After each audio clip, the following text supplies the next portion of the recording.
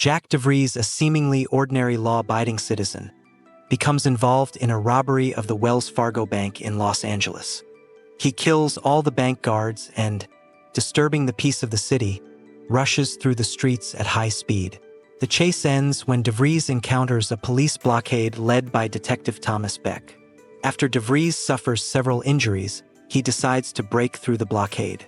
However, his Ferrari car crashes and DeVries ends up in the hospital in serious condition.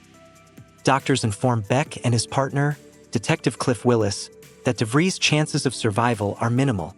While Beck and Willis are at the police station, they meet Lloyd Gallagher, an FBI agent who states that DeVries is the subject of his investigation. Gallagher warns that they must find DeVries as soon as he comes to his senses, but from time to time there is a suspicion that something about the situation is not right. As Gallagher heads to the hospital, a strange event occurs. DeVries, despite his severe wound, suddenly regains consciousness and turns off the life support equipment. He approaches a coma patient, Jonathan Miller, and suddenly something that looks like a slug emerges from his body. It is an alien parasite that takes over Miller's body. Gallagher arrives and finds that DeVries is dead and Miller has disappeared.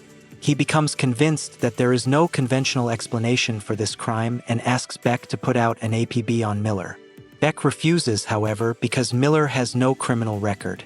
Miller, now controlled by an alien, begins his destructive journey. He visits a music store where he kills the owner, then kills 3 men in a car dealership and steals a Ferrari. The alien then possesses a stripper named Brenda, who becomes the next victim. However, his possession is not without consequences. Soon Brenda kills a stranger she was dating and drives off in his car.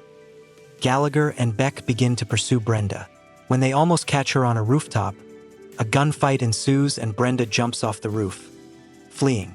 Later, when they meet Lieutenant Masterson, another unexpected event occurs.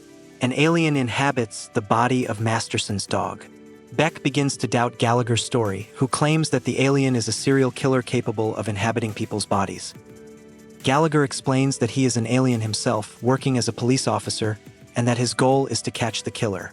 He claims that the killer, now inhabited in Masterson's body, is the very alien criminal he is pursuing, and that his mission on Earth is to avenge the murder of his family and partner. When Masterson, already controlled by the alien, begins to act aggressively, Beck is forced to believe Gallagher and frees him. Together they try to stop Masterson, who, as the story goes, is invulnerable to bullets. The alien assassin reincarnates in a new body, and now his goal is to infiltrate the body of Senator Holt, a presidential candidate.